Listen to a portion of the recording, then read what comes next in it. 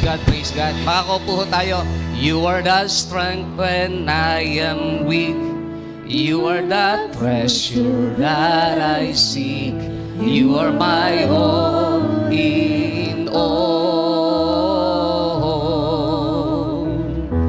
Seeking you as a precious jewels, Lord, to give up I'd be a fool. You are my all in all. You are my all in all.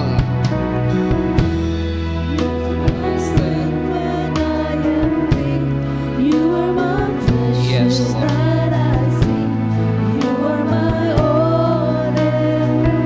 Coming from your heart, church, seeking you as a precious jewel,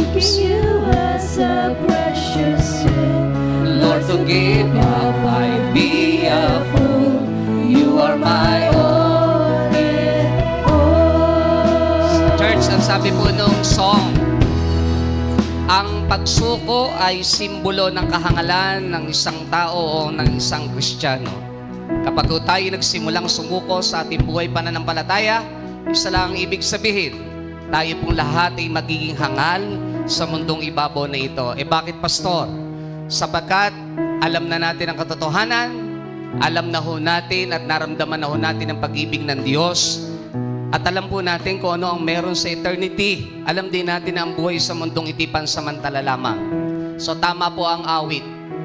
Ang pagsuko po ay pagbibigay pahintulot sa mundong ito para ho tayo tawagin lahat na hangal. At isang kahangalan ang sumuko po sa ating buhay pananampalataya. Amen?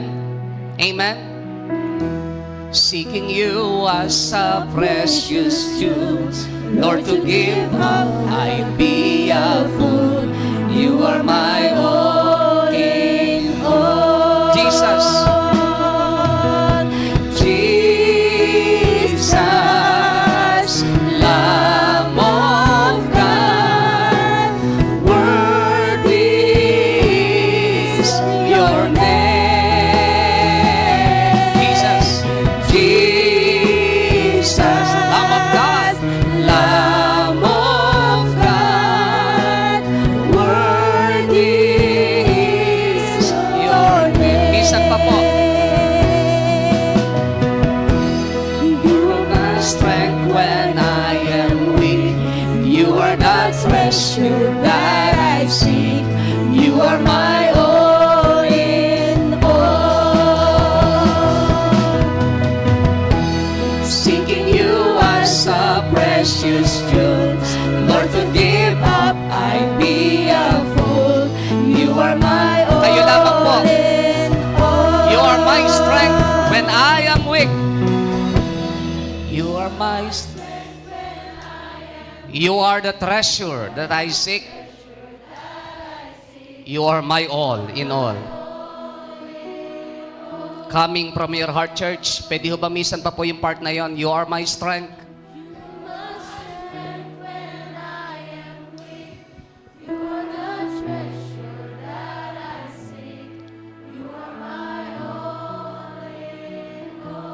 Seeking you as a precious jewel. Seeking you as a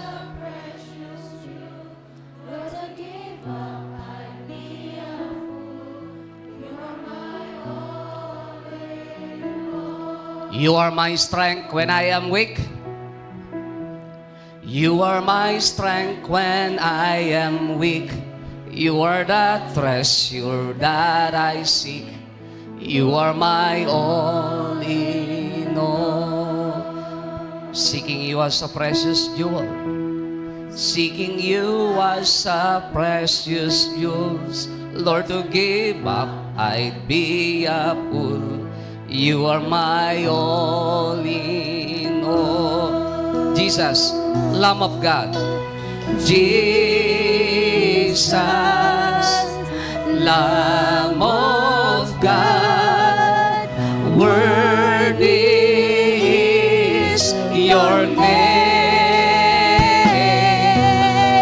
Jesus, Lamb of God, worthy is your name. Jesus, Lamb of God.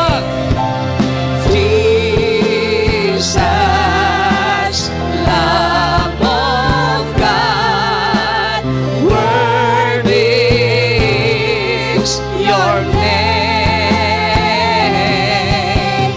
Jesus, Lamb of God, worthy is your name. Mas malakas ang palakpak sa Diyos sa buhay. Come on, church. Praise the Lord. Hallelujah, hallelujah, hallelujah. Glory, glory, glory, glory, glory, glory, glory be to the living God. Praise God, praise God, praise God, praise God. Ang buwan po ng Pebrero, ang ating pinakatema, Revival, a call to passionate love. Everybody say, a call to passionate love. Ito ho ang tumataginting na lagi ho nating maririnig sa buwan po ng Pebrero. Ang sabi po ng pinakatema ng ating monthly theme ng Matthew 22, verse 37 to 38 ng The Passion Translation, Jesus answered him, love the Lord your God with every passion of your heart. Everybody say, every passion of your heart. With all the energy of your being and with every thought that is within you. This is the great and supreme commandment.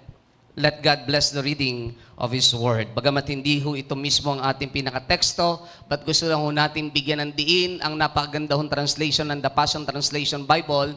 Love the Lord your God with every passion of your heart, with all the energy of your being, and with every thought that is within you. This is the great and supreme commandment. This is the great and supreme commandment. How many of you ang nakapanood po kanina sa message si Pastor Stanley sa JIL Church Worldwide? Pakataas ang kamay. Praise God. Palakpakan ho natin ang Panginoon.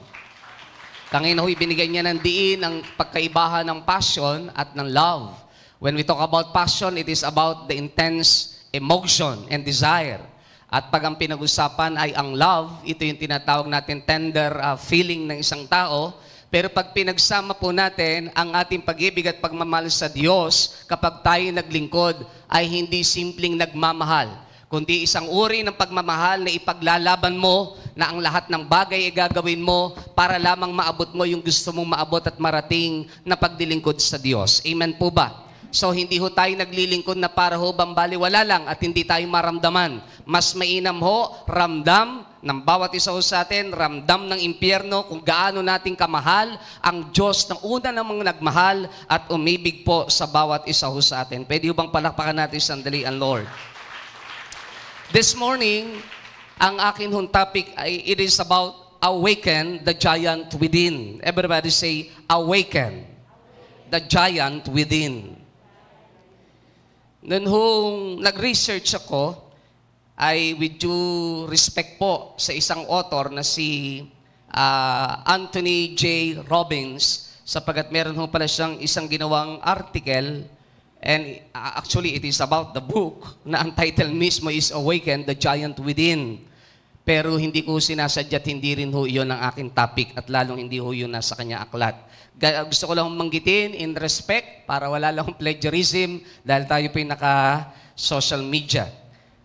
Si Anthony J. Robbins kasi ay isang American author. Banggitin ko lang ho ng konti ang kanya pong background. A coach and a speaker. He is known for his infomercial na tinatawag seminars and self-help books, including the books Unlimited Power and Awaken the Giant Within. So meron po siya niyan. Pero kaya ko lang binanggit dahil hindi natin sinasadyang ang ating title ay same ng aklat ng kanyang isinulat. Pero malayong-malayo ho dahil sa kanya pong aklat na isinulat na The Giant Within, ang kanya pong topic doon, it is about self-control. It is about may touch ng holiness, everything. But this morning, ay hindi po iyan ang aking topic about the idea ng awaken the giant within. Sa atin hong pagkakaalam, madalas ay tatlong klase lamang ang uri ng pag-ibig. Pero kinuha po natin ang isang article ng Cosmopolitan.com para lang tingnan ang kanilang pagtanaw dahil sila po ay may 8 Greek word pag ang pinag-usapan ay ang pag-ibig o ang pagmamahal. The different types of love. Sa kanila pong isinulat na article, naniniwala silang meron tinatawag na eros. Everybody say eros. And it is about sexual passion. Kaya pag sinabing eros, hindi ito yung totoong love kasi it is about sexual passion lamang. Eros. Pag yung philia, deep friendship. Kaya merong talagang sobrang magkakaibigan like David and Jonathan. Sa panahong ito, hindi ko alam kung meron pang totoong kaibigan. Pakitanaw nyo nga ako sandali ang inyong kanan at kaliwa. Because sometimes, maaaring meron pero baka nga lang natetest minsan ang pagkakaibigan. Sapagkat minsan kung sino pa ang pinakakaibigan mong inaakala ay sila pa rin talaga yung at the end of the day ay meron kang feeling of betrayal and feeling of rejection. Andyan pa ho ba tayo? But philia is a deep friendship na ang ibig sabihin ay relasyon ng dalawang taong magkaibigan. Sobrang lalim na parang higit pa sa magkapatid. Na parang minsan ay parang higit pa sa pamilya. Pero siyempre, lahat ng friendship na tetest. Lalo na when we talk about the principles in the ministry. Ako'y lagi ko hong binabanggit at nais ko hong banggitin muli sa bawat isa ko sa atin. Nang simula hong ako'y maglingkod sa Diyos at yun ang siguro ang isang kahinaan ko na matatawag dahil kahinaan ko sinasabi dahil maraming nagagalit sa akin kapag ang pinag-uusapan ay prinsipyo na in the ministry. Sapagat lagi ko sinasabing hindi ako tulog na hipon na pwede lamang na magpati agos kung ano ang agos at hindi ako marunong sumayaw kung ano lang ang tugtog. Lalo na ho talaga, hindi naman talaga ako marunong sumayaw. Lagi ko hong binabanggit, I am not beholden to anyone. I love my God, I love the GIL ministry, and I love Brother Eddie and his family. Pag tama ka, magsasama tayo. Pag mali ka, maghihiwalay tayo. Sorry dahil laging ito ang prinsipyo ho ng aking paglilingkod. Kung hindi ka minsan maintindihan ng iba, it's okay. Because at the end of the day, ikaw lang din naman at ang Diyos ang laging magkasama.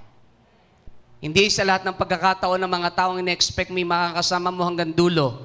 Hindi sa lahat ng pagkakataon ng taong ina-expect may sasamahan ka sa iyong prinsipyo. Dahil magkakaiba din naman ang prinsipyo. Magkakaiba din naman ang paniniwala. Bagamat magkakaiba ng prinsipyo at magkakaiba ng paniniwala, but see to it, ang lahat ng pinaniniwalaan natin is based on the written Word of God. Dahil kapag hindi nakabatay dun yun, hindi ho po pwedeng tanggaping tama ang iyong paninindigan. So lagi ho natin nababanggit minsan, I am not beholden to anyone. Bakit ko sinasabing I am not beholden to anyone? Dahil na maglingkod ho ako sa loob ng ministeryong ito, walang pumilit sa akin. Wala rin tumutok sa akin ng baril. Lalong hindi ako inalok ng kahit anumang uri ng pabor o ano pa mang posisyon o ano pa mang promotion. Desisyon ko ho ang maglingkod sa loob ng ministeryo. At kung may problema, sabi nga ho ng mundo, ginusto mo yan eh. It's okay. Because desisyon ko ho ito. Andyan pa ho ba tayo? Ano man ang dumating na pagsubok sa ating buhay, dahil mas pinili natin ang Diyos, harapin ho natin kasi pinili niyo ho yun at pinili ko po yun. Kaya kung madalas kong sabihin, I am not beholden to anyone. Hindi rin ako pwedeng takutin sa posisyon na aking inalalagyan para sabihin sa akin na pag hindi ka sumunod o whatsoever, ay tatanggalin kita o ipatatanggal kita o kaya tatakutin ka, marami kami o whatsoever. For me, wala akong pwedeng tumakot sa akin kahit tanggalan mo ako ng posisyon sapagkat sanay ho ako mag-ayos ng silya sa panahon ng aking paglilingkod. Hindi ho ako natakot maglingkod sa anumang uri ng kaparahanan. I love the ministry of preaching God's Word, pero kapag nakataya na ang prinsipyo, kaya ko hong pawalan ang lahat ng bagay kung payuyukurin mo kung pilit sa isang bagay na kailanman ay hindi ko pinaniniwalaan. Bakit ko sinasabi? Because sometimes ang friendship ay natetest. Philia, deep friendship. Ludus. Sa iba hong pronunciation ay iba ho, pero mas mainam na ho maintindihan nyo po kahit medyo may pagkatagalog ang aking Greek word. Faithful love. Ito ho yung uri ng pag-ibig na masyadong mapaglaro. Kaya dito siguro kinuha yung awit na hindi ako laruan. Kabisado ho ng mga inabutan ng song na yan. Playful love. Masyadong mapaglarong pag-ibig. Ibig sabihin, hindi sincere. Walang honesty at walang loyalty. Pangapat, de agape. Love for everyone. Sinasabi ho natin madalas, ang uri ng pag-ibig na ito'y pag-ibig na Diyos lang ang mayroon. At ang Diyos lang ang nakagawa. The agape, the God's kind of love. Sapagat nang mahalin niya, ang tao ay walang credentials, walang anumang uri ng conditions, walang anumang uri ng pamantayan o tiningnan ng Diyos na standard. Minahal tayo at inibig. Sabi nga ho ay sa panahon tayong lahat ay makasalanan pa. So therefore, walang pwedeng ipagmalaki ang bawat isa at wala rin tiningnan ng Diyos na mabuti at magandang bagay. Romans 5 verse 8, God demonstrated His own love for us in this. While we were still sinners, Christ died for us. For God so loved the world that He gave His only begotten Son, that whosoever believeth on Him should not perish but have an everlasting life. Medyo dinadalian ko lang ng konti ang portion na yan dahil mamaya ako ibabalikan ko po yan. Panglima, yung sinasabi nila, yung pragma, long-standing love. Long-standing love. Isang uri ho ng pag-ibig na tawag dito, kayang mapagbata, kayang tiisin ang lahat, pero yung iba, masyado naman tumiis. No? Kahit punching bag na, okay lang din sa kanila. Ano? Yung tinatawag na Philautia, yung love of the self, mas crucial. Ito yung uri ng pag-ibig na ang mahal mo lang yung sarili mo kaya wala kang pakialam sa mundo mo. Kaya ang sabi ng iba, bahala sila magkagulo dyan. Basta ako, kumakain ako, meron akong pinagkukunan, okay lang sa akin. Kaya nga yung iba kahit magbenta ng kanilang karapatan at maloko sa People's Initiative, okay lang. Kasi ang mahal lang nila yung sarili nila. Ang mahalaga kumain ako, it's okay. Kaya nga yung iba may gusto pa nga magpakulong Okay lang daw silang magpakulong. Libre daw pagkain sa kulungan Wala pa silang problema. So ito yung mga taong sobrang napakababa ng dignidad sa sarili. Dahil ang mahal lang ay ang kanilang sarili. At minsan may ganyan tayong nakikita sa loob ng church, sa pamilya, na para bang ang tingin ay siya lang ang mabubuhay at para bang hindi niya kailangan ng sino man. Lagi ho natin naririnig, no man is an island. Hindi ka pwedeng mabuhay ng sa sarili mo lang. We need each other. Amen po ba? Kailangan natin ng bawat isa. Naniniwala po ba tayo doon? Biblical ho ang awit ng Catholic Church na walang sino mang nabubuhay para sa sarili lamang. Walang sino mang namamatay ng para sa sarili lamang. Isinulat ni Pablo yan sa aklat ng Korinto. Yung storge, that is family love. Ito yung uri naman ng pag-ibig na kung saan ay sobrang pagmamahal sa pamilya. Kaya kaya i-sacrifice ang lahat. Sometimes, even ang paglilingkod sa Diyos. Sa sobrang pagmamahal sa pamilya. At kapag ang pinag-usapay pamilya, minsan, hindi napapansin kahit yung panahon para sa Diyos ay naroon na, nawawala pa rin. Mga panahon po ng kahit ang reunion ay nakatapat ng Sunday service, mas pipiliin yun. Kasi para sa kanya, yun ang pinakamahalaga sa kanya. At may supporting verse pa siya doon. May mga ganong pagtanaw na sobrang pagmamahal naman sa pamilya. Hindi ho masama ang magmahal sa pamilya, pero hindi ho ibig sabihin lahat ng uri ng kaparaanan ng pagmamahal ay tama. Minsan nga ho, marami din pagmamahal na konsentidor kung tawagin. Na kaya hindi matuwid yung iba dahil sobra namang niyayakap at minamahal kahit mali na. So, may mga magulang na kahit sa harapan nila ay nagdodroga ang anak nila ay okay lang daw. Mga crucial situations. At yung iba'y naipupus naman. Kaya siguro may mga bata din naman napapahamak. Yung isang napanood ko kahapon habang habang ako'y nasa barbershop, parang gusto niya, pinayagan ng magulang na maging maging homosexual na lang, kasi sa sobra daw nilang pagmamahal, intindihin na lang nila yung anak nila. Hindi ho masamang intindihin ng anak, pero huwag niyo hong itulak sa impyerno. Magkaiba po yun.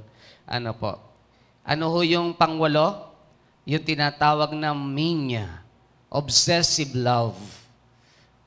Possessive. Ibig sabihin, sobrang marami na ho ako narinig ng ganito Mag-asawang hindi makalabas ang babae ni dumungo man lang sa bintana. Grabe ho yun. Huwag kang dudungaw dyan. Andiyan yung bayo mo. Imagine, dumungo lang bawal. Delikado ho yan. Pumapatay yan at nakamamatayan. Pagka lalabas ka, yung suot mo, hanggang buong-bukong. Kaya tapos pag nakakita naman ng magandang babae ang suote, iba doon nakatingin. Ang asawa mo kasi, ang pinasusuot mo kung ano-ano. Minsan, di balansado yung ibang lalaki eh. Sino ba rito mga kalalaki ang taas nga kamay ng mga may asawa? Ayaw ho magtaas ng ibang may asawa sila, mga kababaihan. Ayaw nila magtaas ng kamay yata. Ulitin nga natin, taas nga ang kamay ng mga may asawa. Yan. O, sa teaching ng marriage o ng couples, kapag ikaw gusto mong maging kaaya-aya ang asawa mo sa iyong sariling mata, kung ikaw ay lalaki, pagsuotin mo ng gusto mo. Pero hindi naman kinakailangan bandera sa kalsada. Ang point lang, kasi may mga ganun may mga kababaihan hanggang matutulog na lang para naka Maria Clara pa Hindi naman masama. Sorry ho, baka naman may tinatamaan ako. Busin na lang ho ng kaunti. Pero ang point lang naman ay medyo delikado po ang ganitong uri ng pag-ibig at pagmamahal. Sa loob ng church, kapag mga kabataan ang may relasyon na, kaya madalas nasisinot na question, hindi na nakikita paligid na meron pa pala silang kasama. Yung bang halos magkapalitan na ng mukha. At ayaw din niyang papalapitin sa iba. May ganun Yung lalaki, wag kang lalapit sa kanya. Member of the ministry. Seselos ka agad. Delikado yun. Yung mga pag-ibig na makasarili, very dangerous yun. Very dangerous.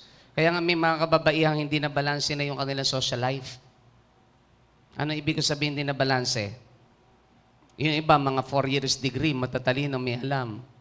Dahil sa sobrang seloso ng asawa, ayaw pagtrabahuhin Okay lang kung isa anak nyo, di kayo may trabaho. Walang problema.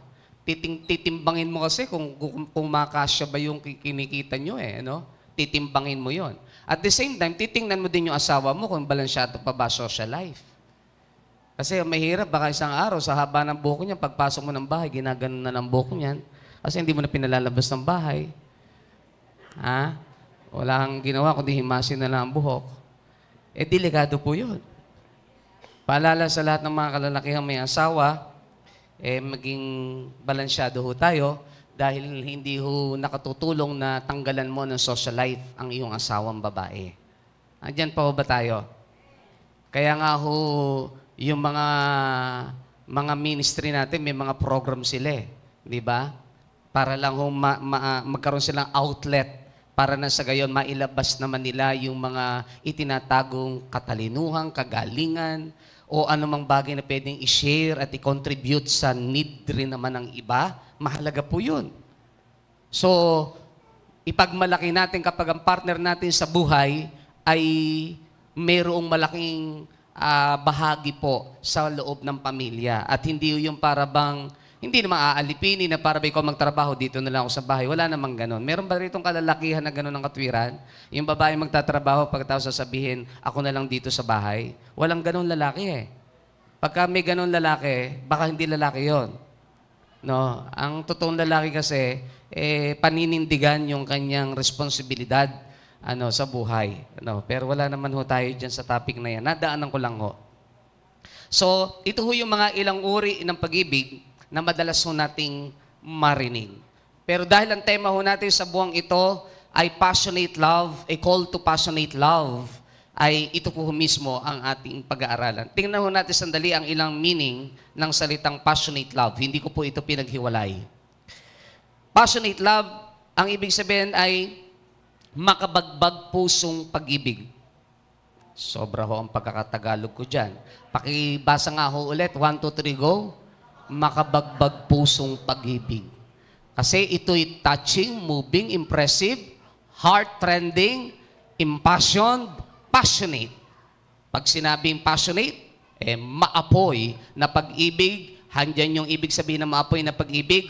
Fiery, impassioned, passionate, warm. Ano naman yung magiliw na pag-ibig? Ito yung binigyan ng dingkang ni Pastor Stanley Tender, loving, affectionate, amiable, cordial, and passionate. Itong mga meaning na ito, pag tinignan natin, may pagkakaiba naman ho talaga ang love and passion. Pero pag pinagsama ho natin, isa lang ho ang ibig sabihin. tingnan po natin sa susunod na talata. The Song of Songs, chapter 8, verse 6 up to verse 7, buong verse po yun. Ni letter A ko lang po yan, dun po sa Tagalog. The Passion Translation. Pwede ho bang pakibasa ho natin na sabay-sabay? 1, 2, 3, go. Fasten me upon your as a seal of forevermore. This living, consuming flame will seal you as my prisoner of love. My passion is stronger than the chains of death. Pwede ho bang pakibasa ho natin ng sabay-sabay po yan? 1, 2, 3, go. My passion is stronger than the chains of death and the grave, all-consuming as the very flashes of fire from the burning heart of God. Blaze this fierce, unrelenting fire over your entire being. Bago natin ilipat, tingnan niyo po ang kahulugan ng pag-ibig o ng passion in the life of King Solomon in the book of Song of Songs. Ano ang sabi po niya? This living, consuming flame will seal you as my prisoner of love. My passion is stronger than the chains of death and the grave. Yung lalim ng pag-ibig, ang sabi ni Solomon, ay higit na mas malakas, makapangyarihan, kaysa doon sa tinatawag na tanikala ng kamatayan at ng libingan. All-consuming as the very flashes of fire from the burning heart of God. So tingin kayo sandali. Walang anumang uri na tinatawag na passionate love na hindi ho nanggaling mismo sa puso ng Diyos. Imposible ho kasing ang tao'y matutong magmahal ng tunay at ng nararapat nang hindi unang naramdaman ng pag-ibig at pagmamahal ng Diyos. Mamaya ho ay titingnan natin yan. 1 John chapter 4 verse 19. We love Him because He first loved us. So, ano ho ang sinasabi ni Solomon? Yung pag-ibig na from the burning heart of God. Consuming as the very flashes of fire from the burning heart of God. Kaya kung gusto nating mag-apoy ang pag-ibig nating paglilingkod natin sa Diyos, hindi po pwedeng hiwalay ka sa tibok at pintig ng puso ng Diyos. Tama si Solomon, my passion is stronger than the chains of death and the grave, all-consuming as the very flashes of fire from the burning heart of God. Place this fierce, unrelenting fire over your entire being. Next slide.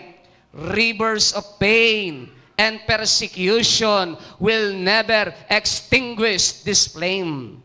Tingnan niyo po, kapag si Solomon ang tatanungin natin sa passionate love, kapag may totoong pag-ibig na nag-aapoy, naglalagablab, yung daw pag-ibig na yon, passionate love na yon, rivers of pain. Kahit ang sakit na nararamdaman natin, kagaya na ho ng isang rivers. Kahit yung persecution na nararanasan natin, kagaya din ng rivers. Ibig sabihin, napakarami na, sunod-sunod na, ayaw nang tumigil. Ano ang sabi po ron? Will never extinguish this flame. Hindi kayang tanggalin yun. Kapag ikay may passionate love, hindi kayang tinagin nyo ng anumang uri ng sakit at pagsubok na pwedeng dumating sa isang pangkaraniwang tao. Everything, ano sabi po riyan, floods will be unable to quench this raging fire that burns within you. Even the floods will be unable to quench this raging fire that burns within you. Everything will be consumed. It will stop at nothing as you yield everything to this furious fire until it won't even seem to you like a sacrifice anymore. Church, kapag ang tinanong ay ang isang pinakamatalinong hari ng Israel, walang pwedeng dumaig sa isang uri ng pag-ibig na naglalagablab at nag-aapoy. Kahit anong pagsubok, sakit, anumang problema ang dumating, hindi kayang patigilin ang pag-ibig at pagmamahal na meron ka sa puso mo. Kasi yung pag-ibig at pagmamahal na yon ay connected mismo doon sa apoy, galing mismo sa puso ng Diyos. Amen? Palapakan natin sandali ang Panginoon. Kaya wala namang totoong makapagpapatuloy ng paglilingkod na punong-puno ng apoy ang puso na disconnected sa Diyos. Imposibleng sabihin mong okay lang ako, pero hindi ka naman talaga nag-aapoy. Hindi mo pwedeng sabihin okay ka lang at okay ka lang sa Diyos dahil nakikita dapat sa buhay mo yon. Yung passion mo to serve God, that no matter what happen, tatapusin mo ang laban, may ministeryo ka, gagampanan mo na mas mainam at maigi, kasi yun yung passion na meron ka sa puso mo, paglilingkod mo sa puso mo, hindi ka kayang pigilin ng kahit sino man. Sa Tagalog po ng mga awit, ang ginamit ko po ang dating Biblia ng mga awit ni Solomon, Kapitulo 8, talatang 6, hanggang talatang 7, letter A. Ilagay mo akong pinakatatak sa iyong puso, pinakatatak sa iyong bisig, sapagat ang pagsinta ay malakas na parang kamatayan, panibugho ay mabagsik na parang Sheol, ang mga liyab niyaon ay para mga liyab ng apoy, isang pinakaliyab ng Panginoon. Ang maraming tubig ay hindi makapapatay sa pagsinta, ni mapapaurong man ng mga baha. Wow! Daig pa ho ang balagtasan ng lalawigan ng Bulacan. Di ba? Ang sabi kasi nila, kapag kakatunay ang pag-ibig at nagmamahal at sumisinta, harangan man ng itak, balaraw, punyal. Ano man ang iharang, hindi ka papipigil Dito ang sabi ni Solomon, napaganda, ilagay mo akong pinakatatak sa iyong puso, pinakatatak sa iyong bisig, sapagat ang pagsinta ay malakas na parang kamatayan, panibugho ay mabagsik na parang Sheol, ang mga liyab niyaon ay para mga liyab ng apoy, isang pinakaliyab ng Panginoon. So, saan nanggagaling ang apoy? Sa Diyos. Kaya hindi pwedeng magliyab ka sa pagdilingkod nang disconnected ka sa Diyos. Dahil ang apoy ay nanggagaling kanino? Sa Diyos. Ang maraming tubig ay hindi makapapatay sa pagsinta, ni mapapaurong man ng mga baha.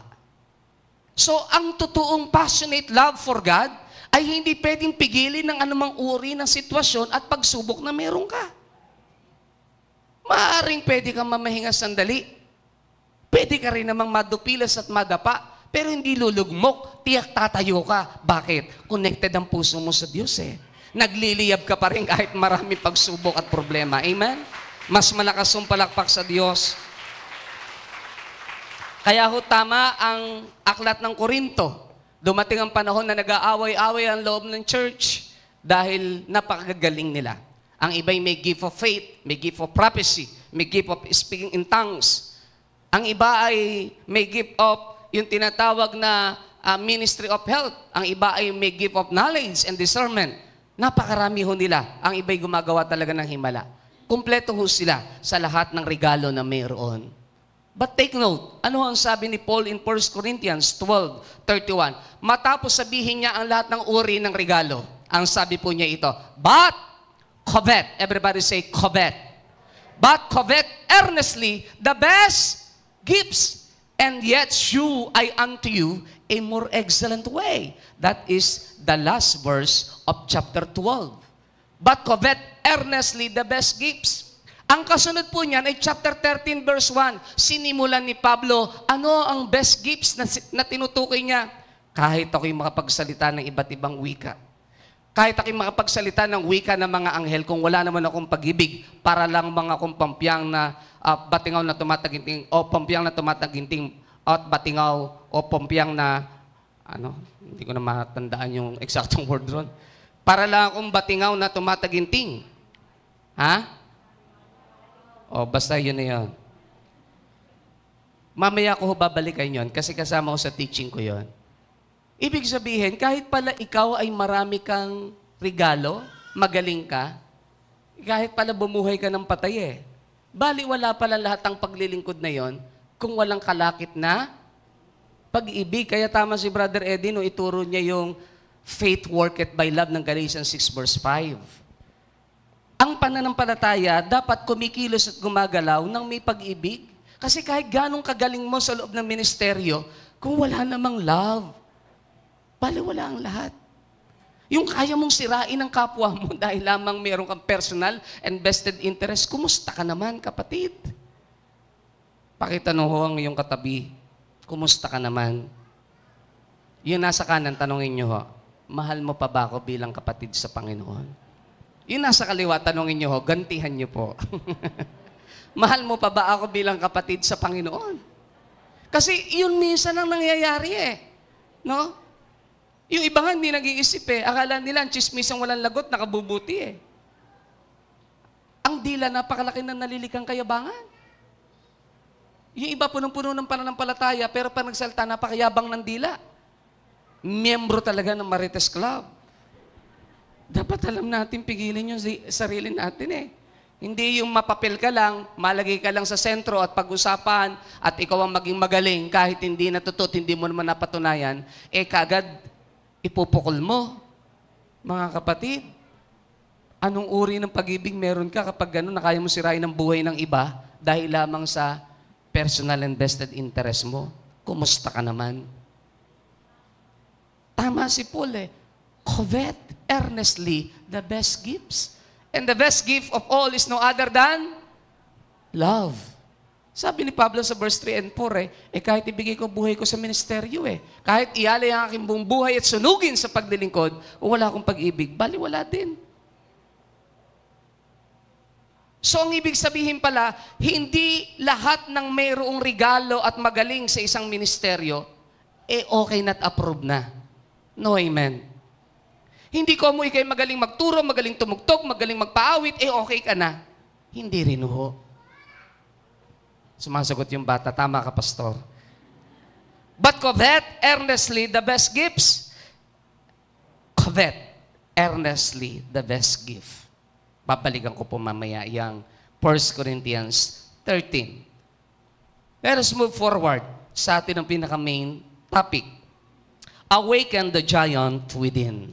Ano ba, pastor, itong topic na ito mismo na awaken the giant within?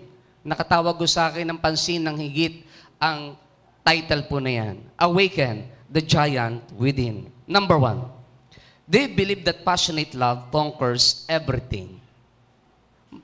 Madali hong saguting yes. Amen?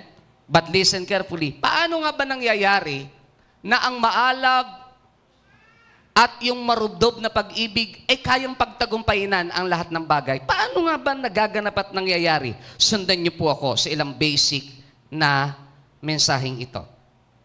Sabi ng John 3:16-17 ng NIV translation, balikan lang ho natin sandali. For God so loved the world that He gave His one and only Son, that whoever believes in Him shall not perish, but have eternal life. For God did not send His Son into the world to condemn the world, but to save the world through Him. So, ganyan na lamang ang pag-ibig ng Diyos sa sanlibutan, ibinigay niya ang kanyang kaisas at bugtong na anak upang sino masasampalataya, di na mapahama kundi magkaroon ng buhay na walang hanggan. Isinugo ng Diyos ang kanyang anak sa mundong ito sa sanlibutan, hindi para hatulan ng sanlibutan, kung hindi para iligtas ito sa pamamagitan niya. So, listen carefully. Sabi ho ng isang article ng Crosswalk. Please listen. Ang sabi ho niya, but the power of love comes from its source. Yun daw kapangyarihan ng pag-ibig ay nanggagaling mismo sa pinagmulan nito. So hindi ho pala po pwedeng sasabihin mo lang na ako may love, may passionate love ako. Ang ibig sabihin, I can conquer everything. So, makinig po tayong mabuti. But the power, babasahin ko lang sandali ang article na ito. But the power of love comes from its source. Meron kasi tayong matututunan dito. It is not a thing in and of itself. This is the mistake the world often makes. When love becomes the force, we honor or worship. Take note, and very dangerous, when love becomes a force, ano ginagawa natin? Ino-honor natin, we know worship. So ano ang nangyayari kapag mali ang paggamit ng pag-ibig? Its power vaporizes. Nawawala. Kasi mali yung pagkakaunawa at pagkakaintindi at pagkakagamit. Yung love nagiging force, nagiging lakas lang, so halos sambahin at parangalan ng tao. But if we let the radiance of love beacon us back to its source, we find that the true reasons as to why love conquers all, we find there is a lover behind love. Ang ganda kong tingnan nun. Kaya pala, kayang pagtagumpayin na ng pag-ibig ang lahat ng bagay, hindi dahil sa pag-ibig na meron ka, kundi dahil sa mangingibig na nasa likuran ng pag-ibig. Nandyan pa ho ba tayo? Because of the lover behind that love. Sino yung lover behind love? And that lover is committed to conquering all that is not love. Yung lover na yon, committed to conquering all that is not love and all that is not lovely. Lahat ng bagay na hindi maganda, lahat ng bagay na hindi kaibig-ibig, yung lover behind that love, kinonquer niya. At yun ang meaning ng John 3:16. For God so loved the world. Why? Sapagkat wala namang ganda ang mundo para ibigin ng Diyos. Puno nga ng kasalanan. Pero yung love na yun, may lover behind. At yun ang nagpatingkad ng katotohanan ng love conquers everything. Dahil nang umibig ang Diyos, inibig niya tayo sa panahong ikaw at ako'y makasalanan. Wala ho talagang kayang ipagmalaki. So ituloy ho natin. Yung lover na yon is committed to conquering all that is not love and all that is not lovely. That lover is God Himself, the Father, Son, and Holy Spirit, whose life together is always one of mutual love. Love conquers all because God is love and God has already won. Ituloy po natin. Love conquers all. Based on the scriptures, what do we win when we say that love conquers all? How are we to understand this in terms of how the Bible pictures love? Paano natin intindihin yon? Ang sabi ng Crosswalk, the very idea of conquering implies a battle being fought with victors and losers. And this is certainly how the Bible pictures reality. There is a massive war being fought between kingdom of God and the kingdom of this world, referring to Satan. So, the history of the human race and its individual is marked by the struggle between these two sides. On one side, we have the Holy Trinity, the Father, Son, and the Holy Spirit. On the other side, we have the unholy Trinity, the world with its structures opposed to God. That is the first one. The sin that conquers us, called the flesh, and Satan himself. This unholy Trinity seeks to dominate by hatred, deception, manipulation, and power struggles. So yun ang pinipili ng mundo at yun din naman ho ang ginagawa ng kaaway para i-divide ang tao. At ang maraming tao na impluwensya ni Satanas na ang piliin ay deceptions. Ang piliin ay yung tinatawag na hatred. I-dominate sila ng tinatawag na manipulations, ng mga struggles. But God doesn't fight with any of those weapons. The weapon He has chosen is love. Imagine that. Kung ang pinili ng Diyos na weapon ay pagkagalit, gunaw uli ang mundo. Ginawa na ng Diyos yan sa panahon ni Noah. Sabi ng Genesis chapter 6, beginning verse 3, nang makita ng Diyos that every intent of the mind and the heart of the human race during those times, ay talagang wickedness, ginawa na ng Diyos ang mundo. Kung gagawin ng Diyos ngayon ulit yon, bago dumating si Jesus, 2,000 years ago, baka gunaw ho ulit tayo. Pero ang piniling weapon ng Diyos is love. The Father gave His only Son and then the gift of His Holy Spirit, all out of sacrificial love. Magmula sa sacrificial love. Imagine that. He gave His Son. And even the Holy Spirit na tinukoy natin noong nakaraang Sunday na the difference between the indwelling and the infilling. That once you receive Jesus as Lord and personal Savior of your life, ang Holy Spirit mag-i-indwell sa atin as a guarantee and assurance ng ating kaligtasan.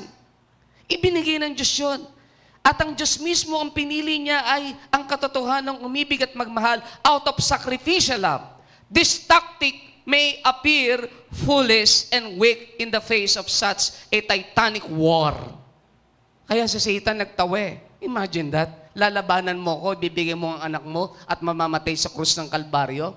Ang tingin ng marami, weak. Tingin kayo sandali kay Pastor Michael. Kapag ikaw ay umibig at nagmahal at umabot ng ibang tao, madalas ang tingin natin, talo tayo. Hindi ho totoo yun. Hindi ho totoo yun. Sapagat yun din ang tingin ng demonyo nang piliin ng Diyos ang umibig at magmahal. Ang akala niya, very weak ang desisyon ng Diyos. Na i-conquer ang lahat ng bagay. Kaya ang sabi ng crosswalk, this tactic may appear foolish and weak in the face of such a titanic war between the forces of darkness and the forces of light. But we underestimate the power of love to conquer. We underestimate God and His wisdom. Why? Tingnan niyo po ang Romans 8:37. Ano ang sabi riyan? No, in all these things, we are more than conquerors through Him who? Through Him who? Paano tayo naging matagumpay? Through Him who? Love us. Yun ang hindi alam ng demonyo. Ang alam ng demonyo nang ibigay ang bugtong na anak ng Diyos at mamatay sa krus ng Kalbaryo, matatalo ang Diyos dahil pinili niya ang weak way para i-redeem ang mankind. Hindi alam ng demonyo na ang kaparaanan at ang pinaka-powerful weapon na mayroon ng Diyos ay ang pag-ibig at pagmamahal. At yung pag-ibig at pagmamahal na yon ang nagkokos to each and every one of us na maging conqueror. Amen? Pwede bang palapakan natin sandali ang Diyos? Kaya ho tayo matagumpay lahat ngayon at nagpapatuloy na nakatayo, hindi ho dahil kung kanino man, lalong hindi rin dahil sa galing mo at galing ko, kundi dahil sa umibig at nagmahal po sa atin. Palakpakan ho natin minsan pa ho ang Panginoon. Kaya ho, paborito ho natin lagi ang awit na Jesus, lover of my soul. Jesus, I will never let you go. You've taken me from the mighty clay. You set my feet upon the rock, and now I know I love you. I need you.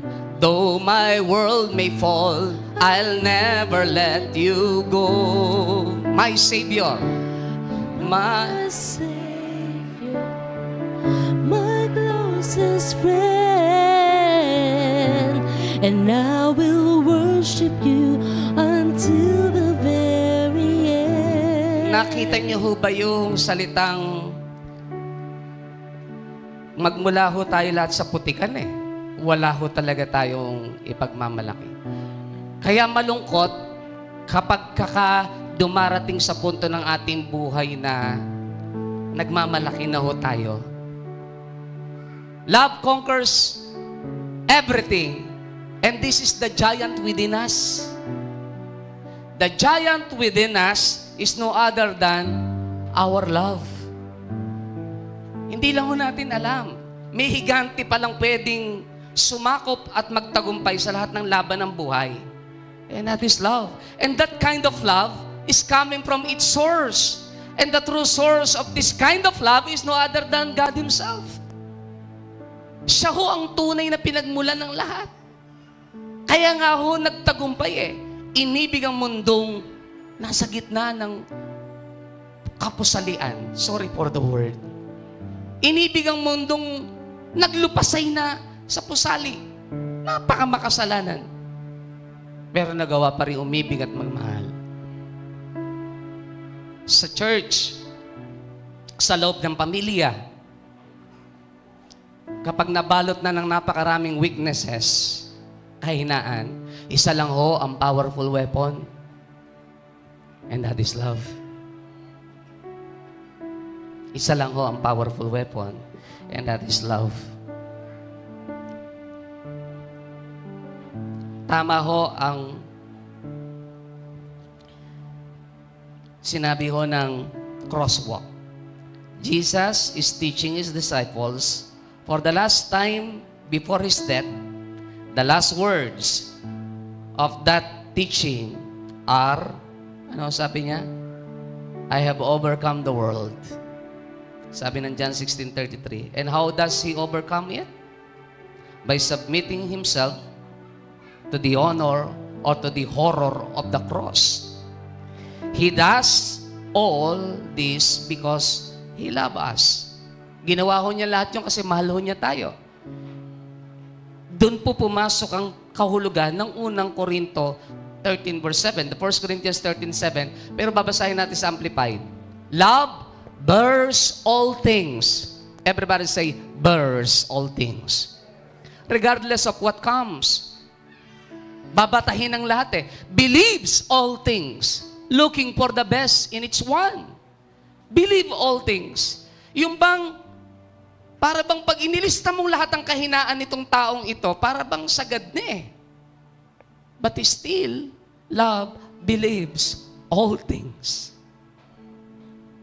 Sa huli, pipiliin mo pa rin maniwala na meron pa rin pwedeng gawin ng Diyos sa Kanya. Kasi, that is love. Hopes all things. Remaining steadfast during difficult times. Mananatiling matatag sa panahong matinding pagsubok. Endures all things without weakening. And that is love that conquers everything. Kaya tama ho eh, balikan ang lover behind that love. Behind that kind of love. Who is the lover ba? Eh wala hong iba kundi ang Diyos. Kaya ho tayo, bawat isa ho sa atin, sobrang grateful ho natin dahil may giant pala within us. Hindi lang natin alam, kaya pala natin i-conquer ang lahat. It is because of the love of God that shed abroad in our hearts. Amen?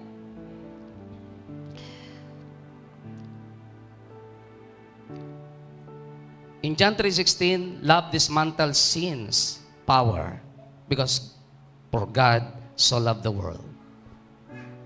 Yung pangit ng mundo, nagawang wasakin ng pag-ibig. Yung kasalanang meron sa mundo. And love heals enmity. All of us, lahat tayo ay kaaway ng Diyos, pero nang minahal at inibig ng Diyos, lahat tayo ay naging maayos sa Kanyang harapan. Kahit sa loob ng church at pamilya, kapag may pag-ibig, meron mga sigalot, maayos at maayos. Love believes the best for others. Maganda hong tingnan na sa huli pa rin po, ang papaniwalaan pa rin natin ay naniniwala akong mayroong magandang bagay pa rin sa taong iyan. Despite na pag tinignan mo from head to toe, eh para bang wala ng pag-asa. But love believes the best for others. Amen? Jesus, lover of my soul. Jesus, I will never let you go. You've taken me from the miry clay. You searched, You set my feet upon the rock, and now I know. and now I Jesus. know. Jesus, lover of my soul. Lover of my soul. Jesus, I will never let you go. you've taken me from the miry clay. From the miry clay. You set my feet upon the rock. You set my feet upon the rock. Pwede ho bang sabihin natin ang sabay-sabay sa Diyos? I love you. I love you. I need you. Though my world may fall, I'll never let you go. My Savior, My Savior, my closest friend, and I will worship you until the very end. Church, awaken the giant within. Love conquers everything. Bawat isa ho sa atin, meron yan na inilagay ng Diyos sa buhay at sa puso po natin. Pangalawa ho, at tatlo lang ang topic ko sa inyo. Awaken the giant within. Passionate love drives out fear. Ano ibig sabihin, Pastor? Listen carefully. May mga teaching lang ho na mahalaga para maintindihan natin. But sinabing passionate love drives out fear. Drives out fear. Ang sabi ng 1 John 4:18 ng Amplified Translation, there is no fear in love. Dread does not exist.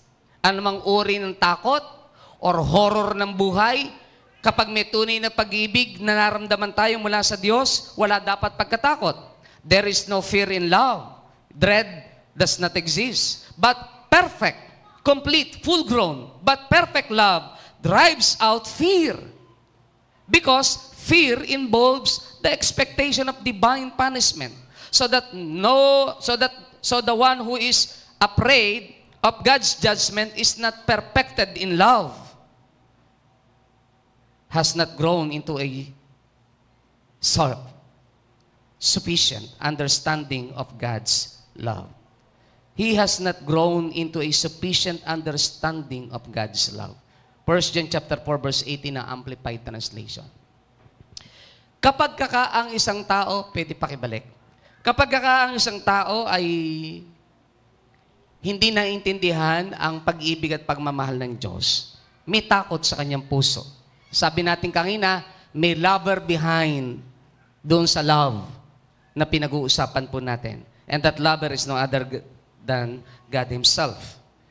Dito sa 1 John 4:18, kapag hindi natin naintindihan at naramdaman ng tunay ang pag-ibig at pagmamahal ng Diyos, may takot pa rin. Ang takot, according sa Amplified Translation Bible, takot na baka may punishment at baka merong gawin ng Diyos sa buhay mo na hindi mo alam, yun ang kinatatakot mo. Kasi ang pakiramdam mo, you are not forgiven. Ang pakiramdam mo, hindi ka pa totoong pinatawad ng Diyos. Kaya yung pag-ibig mo, hindi pa perfect. Hindi mo naintindihan na pag ikay minahal at inibig ng Diyos, ang lahat ng bagay ay pinatawad na ng Panginoon. So, kapag may perfect love, at yung love na yun ay galing sa Diyos na naunawaan natin, dapat walang pagkatakot.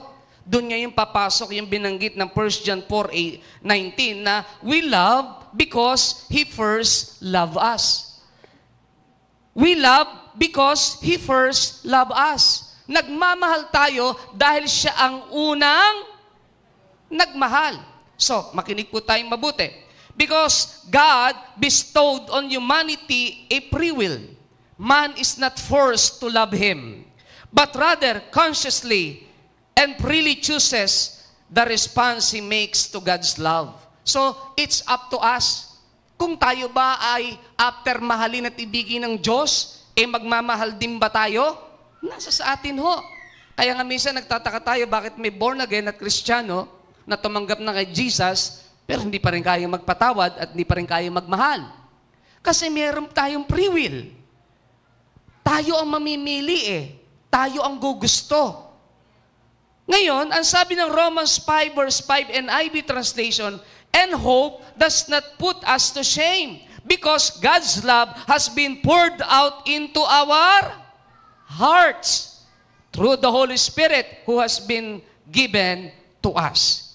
Ang pag-ibig ng Diyos ay ibinuhos sa pamamagitan ng banal na Espiritu Santo through the Holy Spirit. So yung pag-ibig na meron ng Diyos na kayang umibig ng mga taong makasalanan, meron din ho tayo nun.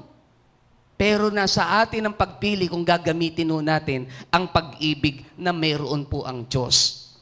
Ngayon, kung totoong naramdaman mo ang pag-ibig na mula sa Diyos at ngayon ay natuto kang magmahal at umibig dahil unang nagmahal at umibig ang Diyos, dapat wala nang pagkatakot sa buhay po nating ito.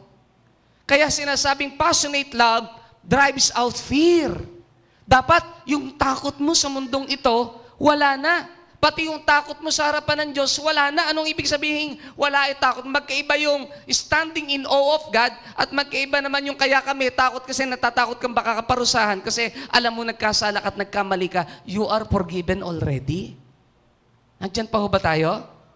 So dapat wala na yung takot na yon sa buhay po natin. Kaya yung iba hindi gano'ng makapaglingkod. Meron ako nalaman kaya ayaw mag-commit. Ano ang sabi niya? Ang dami ko na kasi nagawang kasalanan before. Paulit-ulit na bumabalik sa isipan ko yun. Hindi ako karapat dapat maglingkod. Awaken the giant within. Because true passionate love drives out fear. Dapat alam mong you are forgiven. Dapat alam mong ikay pinatawad na. At wala ka ng takot sa buhay na ito at sa mundong ito, maging sa eternity, kasi alam mo din kung saan ka pupunta. Kaya mong maglingkod sa Diyos at magbigay ng committed life. Yung iba nadadaya ng demonyo, hindi ka talaga karapat-dapat. Lagi ka naman bumabagsak Ups and down niya ang buhay mo. Kaya nadadali ng kaaway, kaya bumabalik uli sa dating buhay. Kasi may spirit of condemnation. Nakukondemn ng kaaway, nahahatulan ng kaaway. Sabi ng Romans 8 verse 1, there is no more condemnation to those who are in Christ Jesus. Wala nang paghatol sa mga tao na kay Hesus Kristo na. Malaya na ang bawat isa sa atin. Wala na rin takot sa mundong ito mag-isa at mundong darating. Dahil alam po nating tayo'y inibig at minahal ng Diyos and we are more than conquerors. Ano man ang mangyari, matagumpay ho tayong lahat. Amen? Wala nang takot.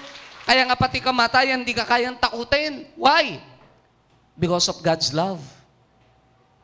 Ia-assures ka ng Lord Kung darating yung time, natatawid ka sa kamatayan, hindi ibig sabihin wala kang pakiramdam. Hindi ibig sabihin hindi masakit. Hindi ibig sabihin na hindi ka maiiyak at malulungkot at hindi ka mananalangin. Hindi ho yun. Pero kaya kang itawid ng Diyos through His love. Tama ho si Sandy Patty. I remember that song. Sabi ni Sandy Patty, in His love, there's no need to run, no need to be afraid. If the world a sea of trouble, you can always rise above if you know that you are safely in His love. Natatandaan niyo ba awit na yan? Inaawit ho yun sa DCAS sa Tagalog Kay Jesus, walang pagkatakot at pangangamba. Parang panahon ko lang ho yata yan. Parang tahimik ko kayong lahat Pero naniniwala ho ba kayong walang pagkatakot at pangamba sa Panginoon? Because in His love, there is safety, there is security, there is peace, there is joy. Amen? Panatag ho tayo kasi alam natin ang nagmahal ho sa atin. Kaya tayong itawid kahit sa kamatayan. Palakpakan ho natin sandali ang Lord. Walang takot. Let us awaken the giant within us. Kaya ang totoong passionate, ang totoong taong may passionate love for God, hindi mo kayang pigilan talaga. Tama ho si Solomon. Kahit rivers of pain, hindi mo kayang pigilan yung tao. Tama ho yung patuto ni Pastor Stanley kanina Kahit hindi mo po ako pagalingin, maglilingkod pa rin ho ako. Natatandaan nyo yung topic natin dito? Sabi nung ni Shadrach, Meshach at Abednego, even if He does not, kahit hindi po niya kami iligtas, natatandaan nyo yung topic natin dito, even with and without blessing, even with and without answered prayers, ang totoong mananampalataya at Kristiyano, tutuloy at tutuloy at tutuloy. Amen? Palapakan ho natin sandali ang Panginoon. Dahil alam natin passionate love meron ng puso natin Yung passion to love God more than ever before, more than ourselves. Kaya kahit buhay, kaya mo ibigay. Sa politika, sa bansa, kapag wala kang totoong pagmamahal sa bayan mo, magnanakaw ka lang talaga. Hindi mo rin kayang magsakripisyo. Magnanakaw ka lang talaga.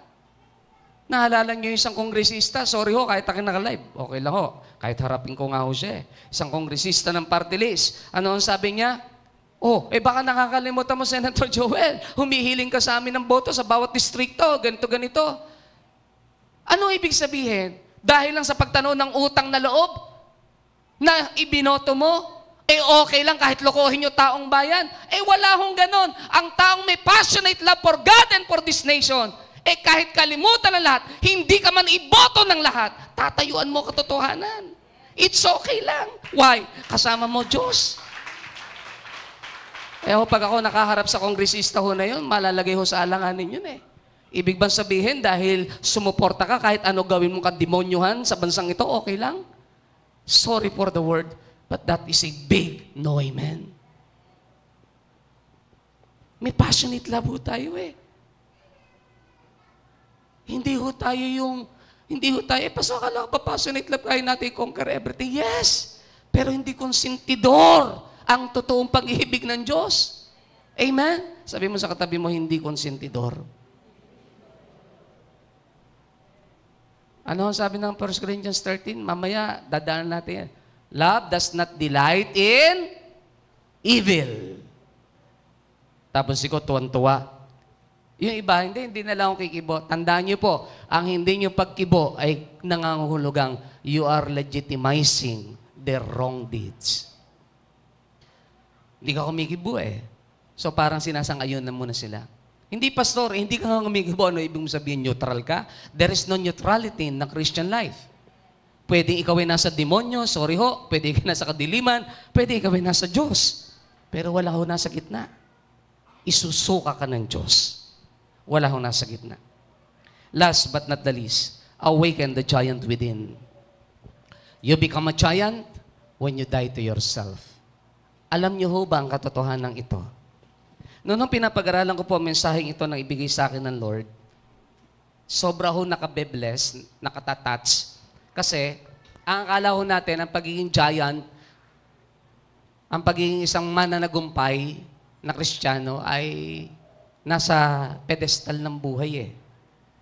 But you become a giant when you die to yourself. Please listen carefully. Because passionate love for God means loving Him above oneself. Loving Him above oneself.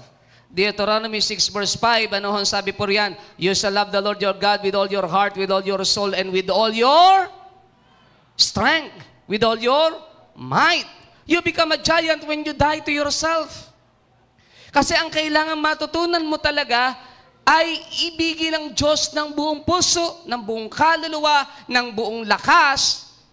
Doon ka lang magiging giant eh. Pagpatay ka na sa sarili mo. Paglimot mo na yung mga bagay patungkol sa sarili mo. Kangina, inawit natin sa joyful song. Ano sabi ng awit natin kangina? O Hero Israel, the Lord thy God is one God. Hallelujah. Ano ako sunod? O Hero Israel, the Lord thy God is one God. Deuteronomy 6 verse 4 and verse 5 po yun. Hallelujah. And thou shalt love the Lord thy God with all thine heart, with all thy might, and give Him glory, King of glory, in His ways delight. There is no other Savior, no other life redeemer. We give all to praise you with one voice in declaration. O Hero Israel, the Lord thy God is one God. Hallelujah, hallelujah. The Lord thy God is one God. Hallelujah, hallelujah. O Hero Israel, the Lord thy God is one God. Hallelujah. And thou shalt love the Lord thy God with all thy might, with all thine heart, and give Him glory, King of glory, in His ways delight. There is no other Savior, no other Savior, no other life redeemer. We give our all to praise you and lift our voice in declaration. O Hero Israel, the Lord thy God is one God. Hallelujah, hallelujah. The Lord thy God is one God. Hallelujah. There is no other Savior. There is no other Savior, no other life redeemer. We give our all to praise you and lift our voice in declaration. O Hero Israel, the Lord thy God is one God. Hallelujah, hallelujah. O Hero Israel, the Lord thy God is one God. Hallelujah. And thou shalt love, and thou shalt love the Lord thy God with all thine heart, with all thine might, and give Him glory, King of glory. And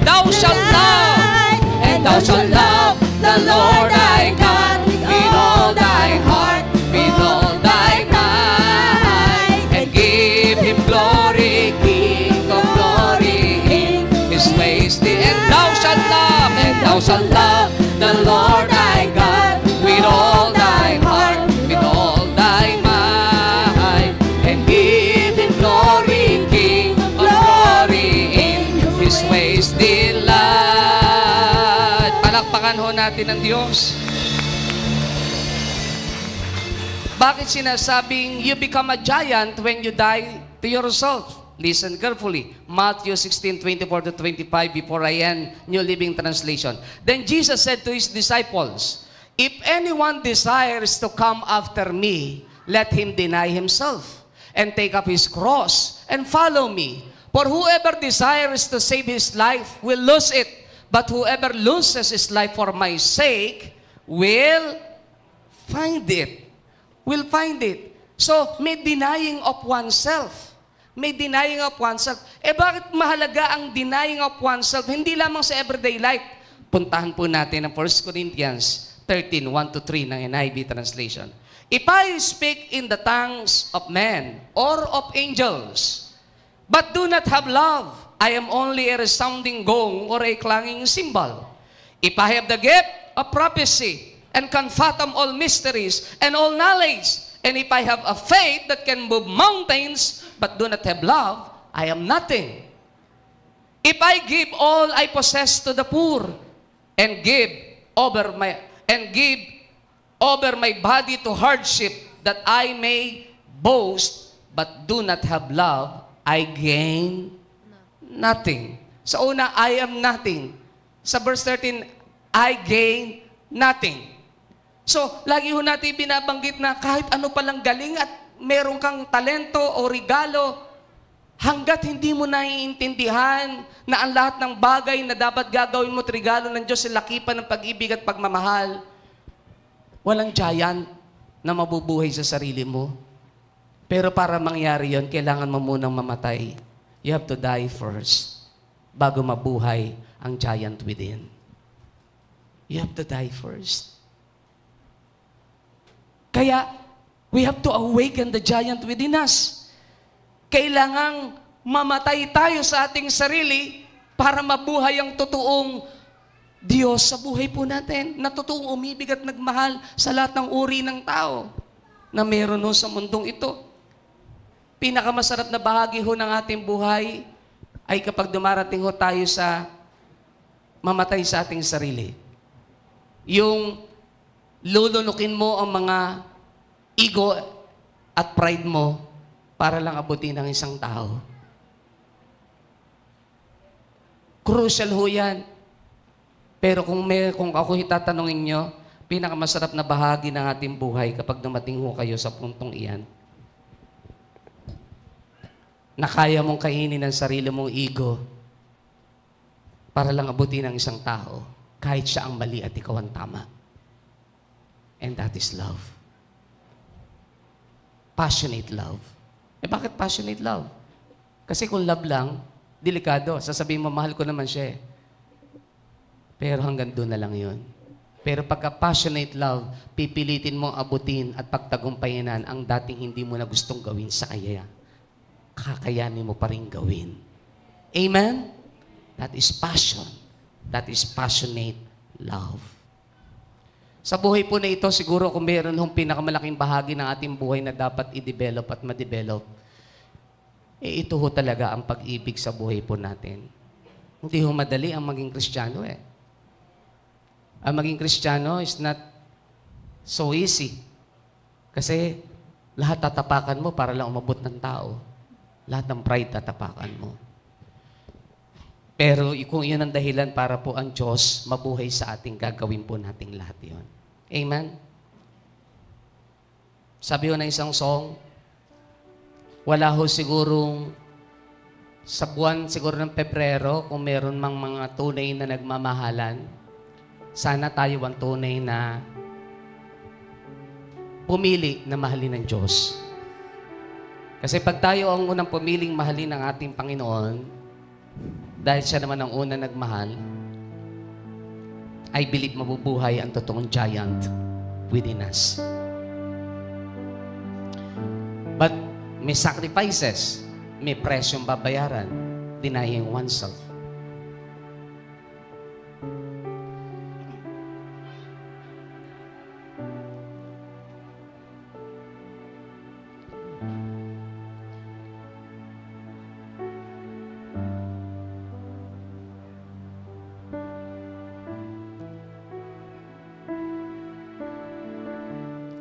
Sabi ko ng isang song, punta lang ako doon sa isang mahalagang part. I wouldn't take one step. Without you, I could never go. I could never go on. I couldn't live. I couldn't live one day without you. I don't have the strength to make it on my own. I wouldn't take one step without you. I wouldn't take one step without you. I could never go. I couldn't live one day I without you. wouldn't live one day without you. I don't have the strength. I don't have the strength to make it on my own. You are the love of my life. You are the hope that I cling to. You mean more than this world You to me. mean more than this world to me. I wouldn't trade For you silver, for gold. silver or gold. I wouldn't trade you for riches and for gold. riches untold. You are. You are my everything. Ang title ng song ay You Are. Baka makita ng ating man. Meron to kasi kung gustong bigyan ng diin. Yung song ho na ito ay hindi madaling awitin kapag hindi ka patay sa sarili mo. Alam niyo ho ba yon? Tingnan ho natin lyrics. You are the love of my life. You are the hope that I cling to. You mean more than this world to me. Pwedeng sundan tayo ng ating man, please. I wouldn't trade you for silver or gold.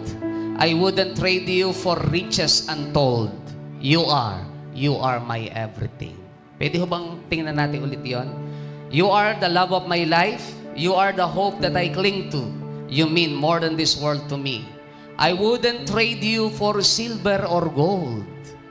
Pero ang daming Kristiyano, kapag ang pinag-usapan ay paghahanap na ikabubuhay, kahit malayo sa Diyos, okay lang. I wouldn't trade you for riches untold. Sana nakita ng mananampalataya na ang totoong yaman nasa atin na ho, secondary na lang ang mundo. Amen? I wouldn't trade you for riches untold.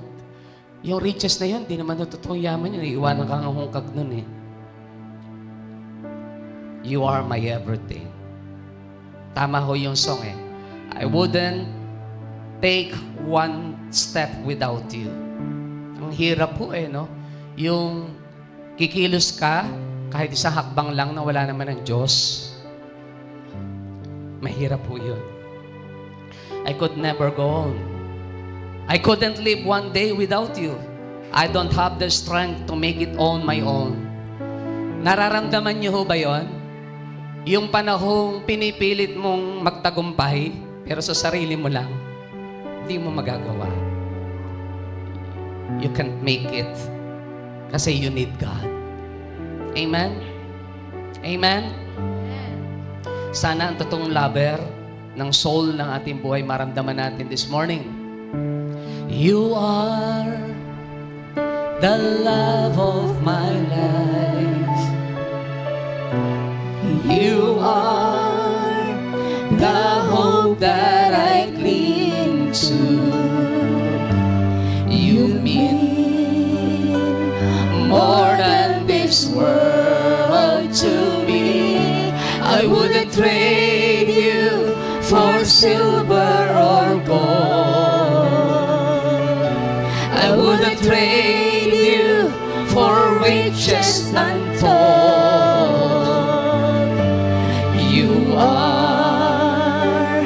You are my everything. You are the love of my life. You are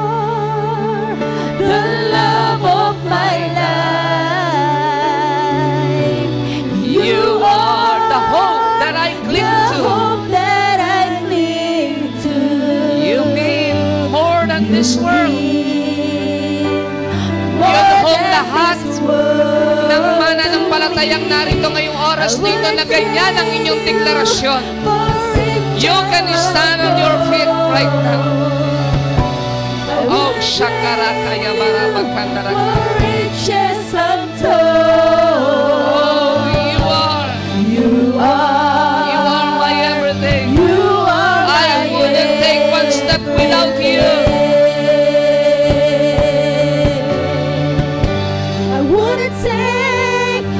Step without you,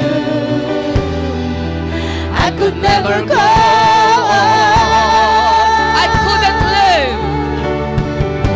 I couldn't live one day without you. I don't have the I strength don't have the strength to make it on my own. to make it on my own. You are the love of my life. You are the love of my life. You are You are the hope that I the cling to. hope that I cling Oh, church, awaken the giant within. Oh, Shakaya Yabarabakandaraksay. I wouldn't trade you for silver or gold.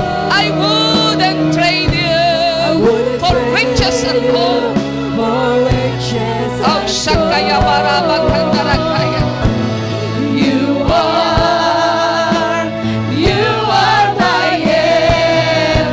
everything. You are The love of my life. yes, oh, you are the hope that I cling to. Oh, you mean more than this world to me. More than this world to me. I wouldn't trade you for silver or gold. I wouldn't trade you for riches and gold. For riches and Oh, you are. Shakaya Yabarabak. You are my everything. Yes, Shakaya Barabak. The love of my life. Sararabarabakande. You are The hope that I cling to.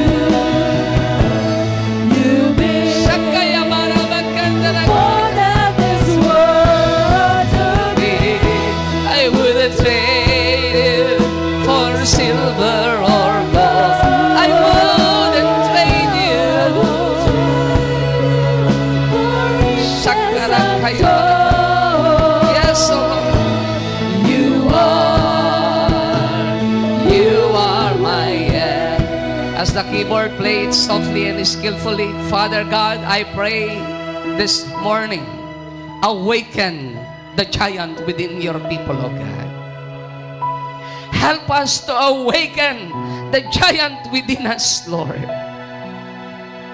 Oh, Shakarakaya Barabakandarakaya Barabakandarakaya.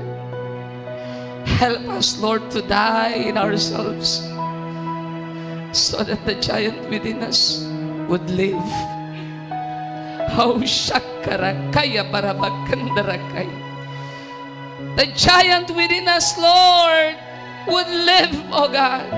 Allow us, oh Lord, help us to die in ourselves, oh God. Shakarakaya Barabakandarakaya Barabakandarakaya. Shakarakaya Barabakandarakaya. Paul said, I am crucified with Christ. Nevertheless I live, yet not I but Christ liveth in me. And the life that is now I live by the faith of the Son of God who loves me and gave Himself for me. I am crucified with Christ. Shakarakaya Barabakande. Sakayaya Barabakande. Sakaya Barabakandarakaya Barabakande. Awaken the giant within us, Lord. Come on, church. Awaken the giant within you. Awaken the giant within you. Shakaya Barabakandarakaya. Father God, this morning I pray, pour out once again your love. Pour out once again your God, the agape, God's kind of love. Alam po namin, ikaw lamang po ang mayroon yan. Ang dalangin namin ngayong umagang ito, Diyos, ambunan mo ang iyong mga anak na iyong pag-ibig at ng iyong pagmamahal. Pag-ibig na marugdog, pag-ibig na maapoy, pag-ibig na maalam, na hindi kayang pahintuin. Kahit, Panginoon, ng sakit, na hindi kaya pa nang patigilin, kahit ng rumaragas ang tubig, O Diyos, sapagkat ang pag-ibig na nagmumula sa pinagmumula ng lahat ng bagay. Walang iba kundi Ikaw, the true lover of our soul, O God. In the name of Jesus, in the name of Jesus, oh, Shakaya Barabakatarakaya. Yes, come on, come on, come on, come on, come on. Sharararabarabakaya.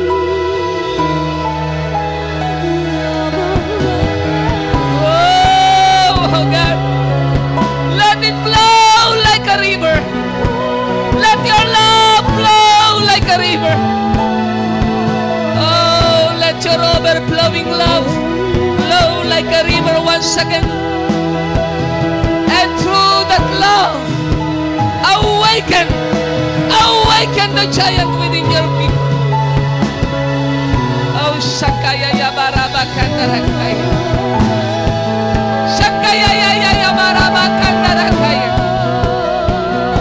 Saya Yabarabaya Yabarabakatarakaya. Oh, Saya Yabarabakatarakaya. Saya Yabaya Shakaya.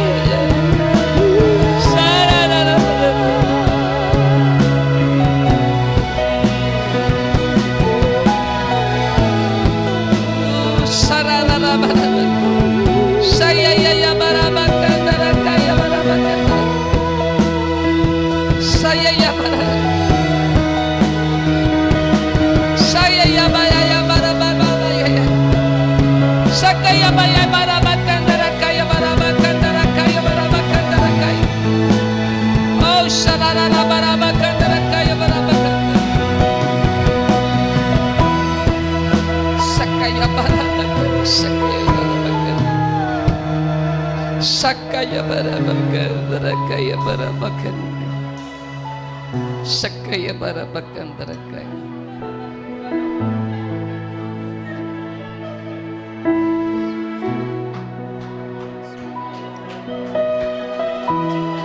Wouldn't take one step without you. I could never go.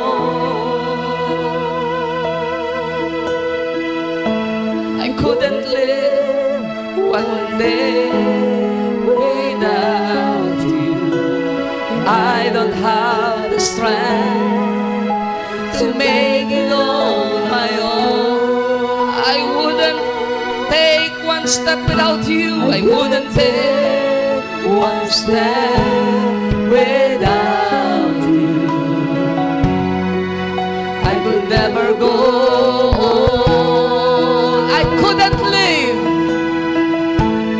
Couldn't live one day without you. I don't have the strength to make it all. Come on, church, let your voice be heard. I wouldn't take one step without you. Without you,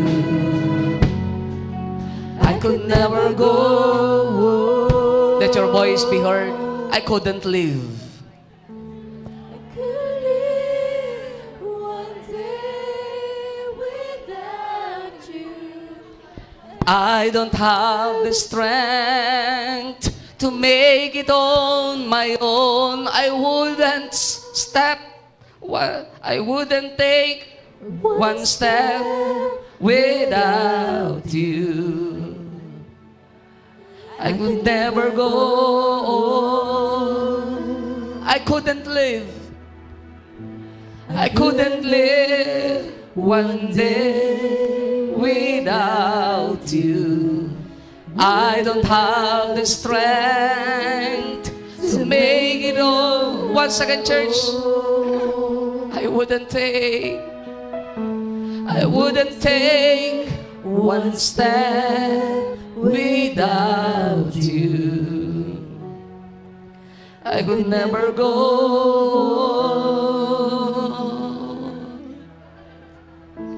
I couldn't live one day without you. I don't have the strength to make it on my own. You are the love of my life. You are the love of my life. You are You the are hope that I the cling to. hope that I cling to. You've You been mean more than this world to me. I wouldn't trade you for silver or gold. I wouldn't trade you for riches untold.